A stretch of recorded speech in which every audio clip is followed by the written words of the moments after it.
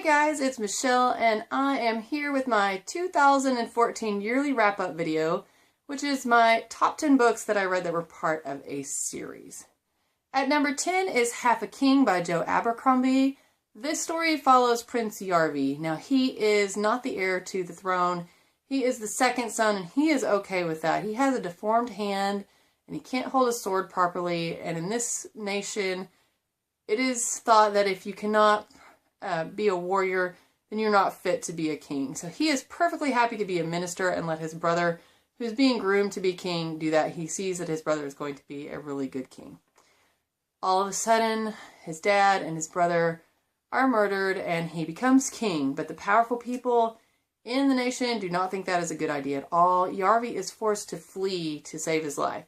So he is determined to get back to his nation and reclaim the throne that rightfully belongs to his family. He meets all kinds of characters along the way, has to go through so many struggles, and it is just interesting to see along the way how he uses his cunning and his smarts to get out of situations, and you start to wonder if indeed you really do need to be a warrior in order to be a successful ruler.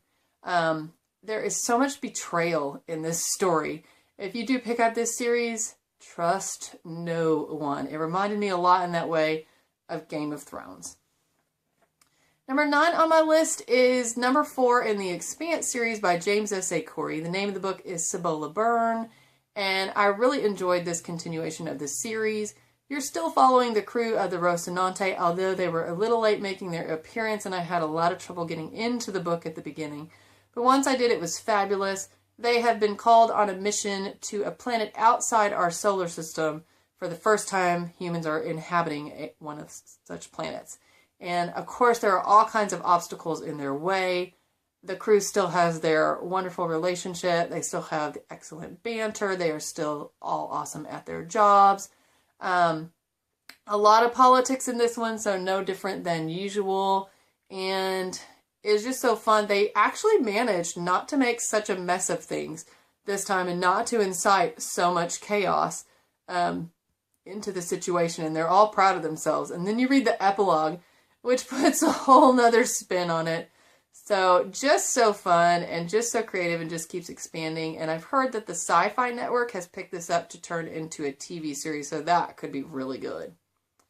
Number 8 on my list is The Game is Life by Terry Schott. And essentially in this story, the educational system has been replaced with a virtual reality game. Young children are given 5 tokens to play the game. Now when they play, they have to be put on life support because for a couple of months, their bodies are kept alive while their consciousness enters the game. It's basically like they're being born and they feel like they're living a whole life inside the virtual reality without being aware of their body on the outside. So by the time they're 18, they have played the game at least 5 times and they have 5 life experiences to help guide them in their real adulthood. And how they fare in the game determines what kind of lifestyle they're going to have after they end up playing the game. This author just has a way of doing things that are unconventional, and yet he makes it work. At one point, he puts in like a 2.5 or 3 page recap of what has taken place in one of the books, and you're just like, okay, that was relative and interesting, and I actually kind of needed a catch up, and how in the world did he pull that off? I'm pretty sure every writing professor in the world would tell you not to do that it's a terrible idea. But the whole idea of the series and just the topics that are addressed and the writing style were just refreshing and unique, and I really enjoyed the series. I do recommend, if you read all 4 books, to not take a break in between them and marathon read. I took a break between the 2nd and 3rd and later regretted it and wished that I had marathon read it. It would have made a little more sense to me. Number 7 on my list is The Winter's Curse by Marie Rutkoski, and this was a fabulous story. She got the idea for the trilogy from an idea in economics called The Winter's Curse, where you're at an auction, you win an item, and then you kind of get buyer's remorse because obviously no one else in the audience places high a value on the item as you. So she wanted to know what would happen if you applied that to a human that was being auctioned. So that's exactly what she does. You have Kestrel, who is the daughter of a general who has conquered another nation. The people who have been conquered are considered more civilized than the nation that has conquered them, and they are more into arts and things like that. So obviously this slave and Kestrel, the slave's name is Aaron, by the way, it's a young man, are on opposite sides of a political struggle. He would really like to help his comrades regain control of the nation, and she would really like to help her father and his comrades keep control of the nation. And they are both kind of instrumental on the two political sides, and yet their actions are being influenced by their feelings for each other. And so it's just this fascinating forbidden love political struggle, and then the end was just so good and so surprising, and I can't wait for book 2, which is called Winter's Crime, to come out. Number 6 on my list is the Dustlands trilogy by Moira Young, and this story mainly follows Saba. She's 17 at the beginning of the story, and her twin brother has just been kidnapped and taken off their farm.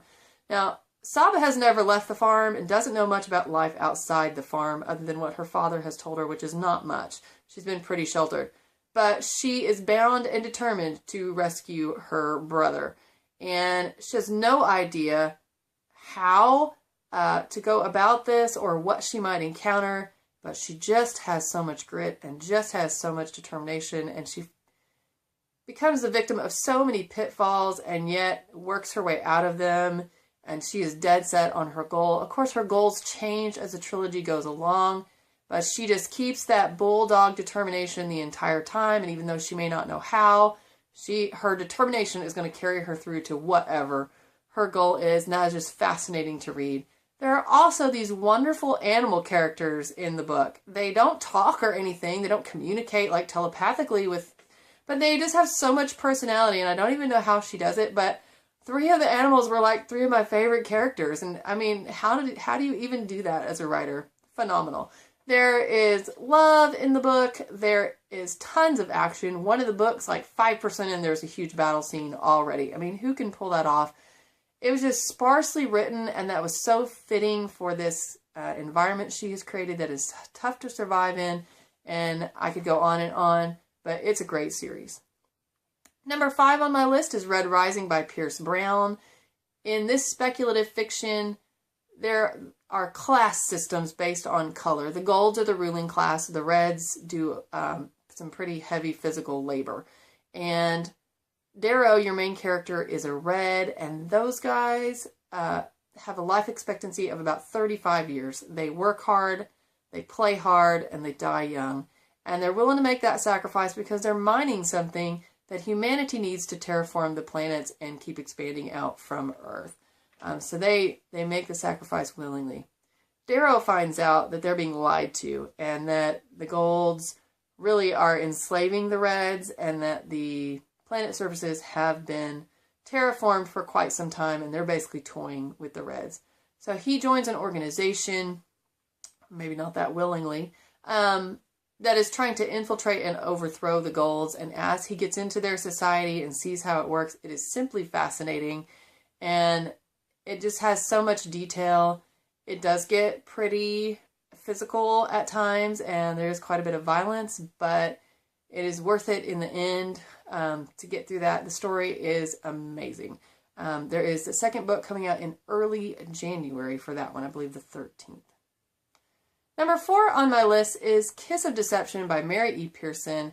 And there was kind of a gimmick that got me interested in this book in the first place, and that was Leah is a princess. She's your main character, and she gets cold feet on her wedding day, but she's never even met the prince, so who can really blame her, right?